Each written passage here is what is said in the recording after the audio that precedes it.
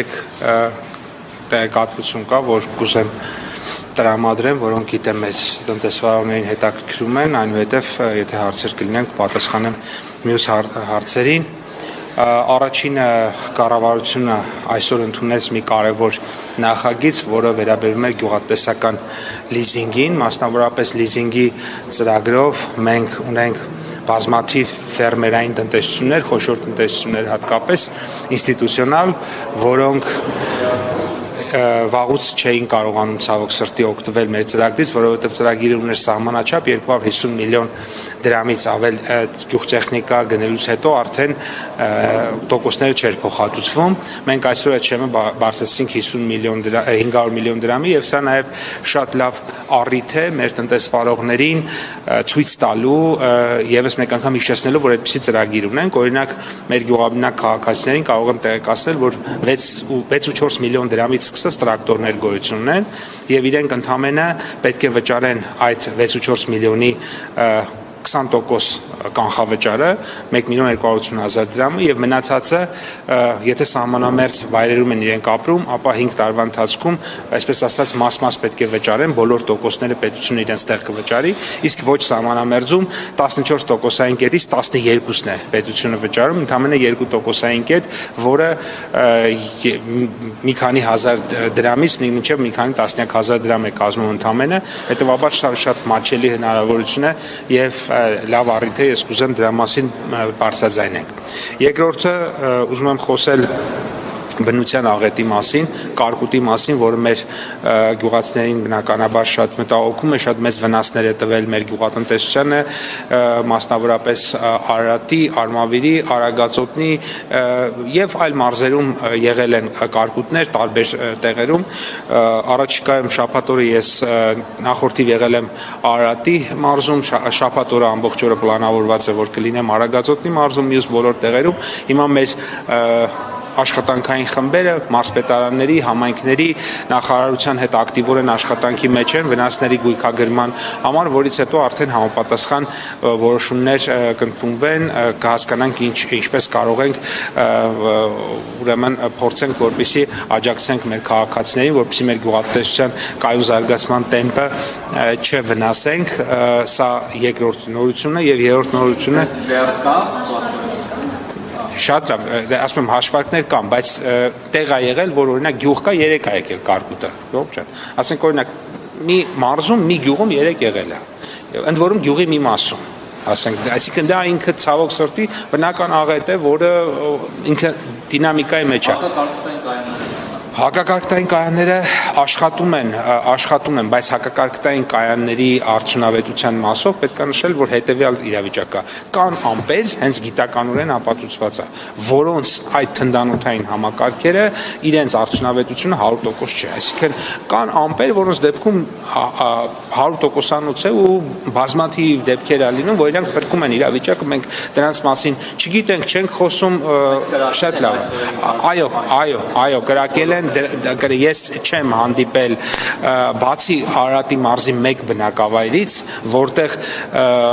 մասնագետների կարծիքով պատասխանատուների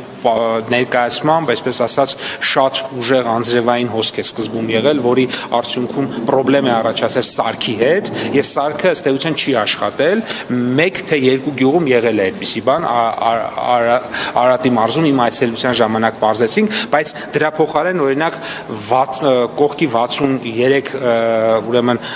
համակարգերը ամբողջությամբ աշխատել էին, այսինքն այդ մեծ հաշվով նման բաներ կարող են լինել, բայց դրանք փոքր են։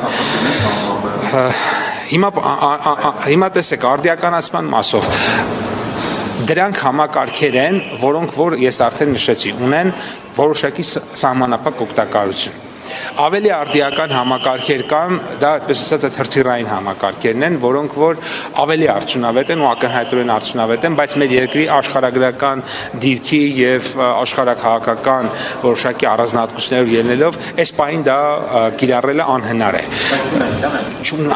Եթե անգամ ունենայինք դա անհնար է կիրառել, որովհետեւ դրանք հրթիռներ են, որոնք որ իրենց տեսքով ու որևէ առանձնահատկությամբ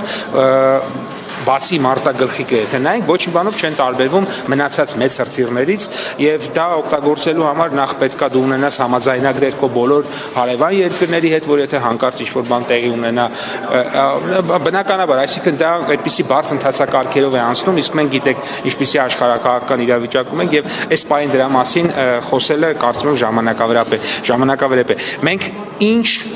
լուծում ենք առաջարկում մեր քաղաքացիներին, այս ընթացքում եւս մեկ լուծում ենք առաջարկել, եւս մեկ լավ որոշում ենք առաջարկել։ Դա այն է, որ հակակարգտային ցանցերը նախկինում միայն սահմանափակ համայնքներում էր պետությունը սուբսիդավորում, այսուհետ նաև հանրապետության բոլոր համայնքներում հակակարգտային ցանցի դեպքում 50%-ը պետությունը սուբսիդավորել է, այսինքն ծախսի 50%-ը պետությունը վերցնում է իր վրա, սա իհարկե էլի հասկանում ենք, որ ոչ բոլոր դեպքերում է կիրառելի, օրինակ բարձր ծիրանենու դեպքում կիրառելի չի, ոչ ավանդական, բայց ասենք նույնիսկ ոչ ավանդական դեղցենու կամ խաղողի կամ բալի կամ սալորի դեպքում ինքը կիրառելի է, որտեղ իրենք այդպես է, շատ չեն բարձրանում։ Սա էր երկրորդ հարցը եւ երրորդը, որին ուզում եմ անդրադառնամ, դա շատ հայտնի էլի բոլորի շատ հայտնի կոնյակի սպիրտի արտահանման հետ կապված խնդիրներն են։ Այստեղ մենք հետո ինձ ասացին ներողություն, որ որոշակիորեն խնդիրը լուծվել է, թողել է որոշ մեքենաներ։ Այո, որոշ մեքենաներ թողնվել են, բայց ցավոք սրտի պետք է արձանագրենք, որ խնդիրը լուծված չէ, որտեղ խնդիրի լուծում դա նշանակում է ինստիտուցիոնալ նախ հասկանանք թե ինչն է պատճառը, այս պայծրությամբ մեր դեռևս հանդիպել եք, բանակցել եք, շատ լավ, լուծել եք խնդիրը հիմա։ Չէ, ես ասել եմ, հանդիպել եմ, բանակցել եմ, խնդիրը դեռևս լուծված չէ։ Ես ազգային ժողովում այնքանով ինչքանով որ ասեցի, էլի մի քանի մեքենա այս պարագայում է, բայց մենք շարունակում ենք խնդիրը ոչ ամբողջական մնալ լուծված։ Եվ այստեղ անկեղծ պիտի եմ, պատճառները մեզ համար անհասկանալի են եւ փորձում ենք բոլոր մակարդակներում խնդրին լուծում գտնել եւ ուզում եմ նշել, որ առաջիկա օրերին ունենք նախնական պայմանավորվածություն, թերևս նորից ես անգամ կայցել եմ Վրաստանի Հանրապետություն եւս մեկ անգամ հարցերը արդեն տեղում լուծելու հասկանալու համար։ Մի բան ճիշտ եմ։ Նախ ասում դժգոհում են, ասում կառավարությունը անզոր է, չի կարողանում լուծել, ունակություն ունի կամ գործի կապված ունի կամ չի կարողանում հարաբերվել մեր հարևան եւ բարեկամ վրացիների հետ։ Երկրորդ բարձած կա նաեւ այս ֆոնին, որ հնարավոր է կառավարությունը նախարարությունը ինքն է նաեւ ուղղորդել կամ համաձայնեցված եղել այսօրվա հարցությամբ, որովհետեւ դուք չեք կարողացել լուծել այդ կոնյակադորսներին